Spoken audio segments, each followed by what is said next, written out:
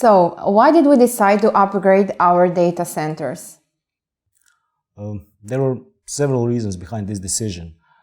With the increasing volume of digital payments and actually user expectations that such services should be constantly available, we also need to look to cut out any potential single point of failure or any component which could increase the risk to the stability of our services. Considering that we are continuously improving in our infrastructure in terms of hardware and platform availability, it was also time to start thinking how we can improve our facility layer.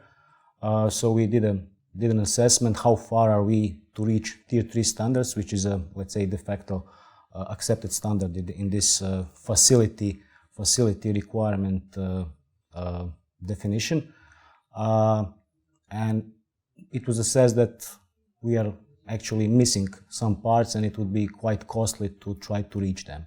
At the same time, colocation services are actually offering this as a package service. So they are taking care of all the underlying infrastructure so that all communication lines, electricity, cooling, UPS is redundant in automatic failover and that it's regularly tested and maintained. So something that we have been doing on our own up to now should be, let's say, given as a service.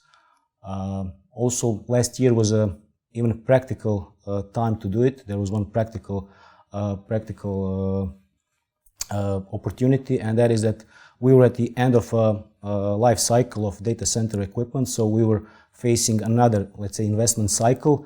So it was a good opportunity. If we were to do it, last year was the year to kick it off. And of course, the onboarding of the new client is definitely the last push and incentive, which because they are coming with their expectations and requirements. So this was the last push. What do we and our clients gain from this? Well, it's very important because the number of transactions that we process every day is increasing. Whether that be clients and customers in shops or online at home or even abroad, they expect to be able to make their payment safely and securely every time. So there's two main things that it actually brings us. The first being security, and then the second being availability and reliability of our services. So from a security point of view, the data center is like a Russian doll. There's lots of layers to it. So we have a cage within a data center, and then that data center sits within the building as a whole, and then that's within a secure compound. And that compound is accessed via cards and pins, so it's very secure to get in, and there's CCTV on it all the time. So it is a very secure facility.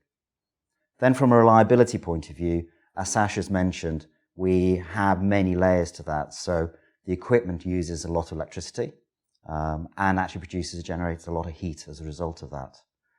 And therefore we have many routes for electricity, 2 routes in, we have battery backup and generators. So we're not going to suffer a power failure. We also have lots of layers for the cooling to get rid of all that heat, and electricity lines as well. And finally, we actually have 2 data centers. So should the worst and very unlikely event happen that we lose a data center, then we can move everything to the other data center. So fundamentally, it's providing a secure and reliable service to all of our customers. Apart from the facility, can you mention some of the innovative technology we use in our new data centers? Well, considering the approach we had to take, and this is actually refurbishing and putting up a completely new data center and only then migrating services, this was certainly an opportunity to introduce some new technologies which could increase our stability, security, or even ease of maintenance.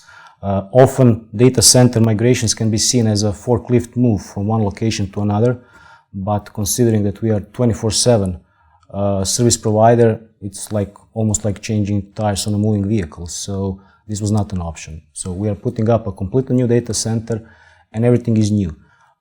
Even if we are continuing to use already product which we use, it's still the newest and the latest version of such product, and it's offering better capabilities and features just because of the increasing rate of technology advancement, if for nothing else. But if I have to pick one technology which maybe stands out, and it's quite new, innovative, and let's say quite exciting for us. It's a software-defined network.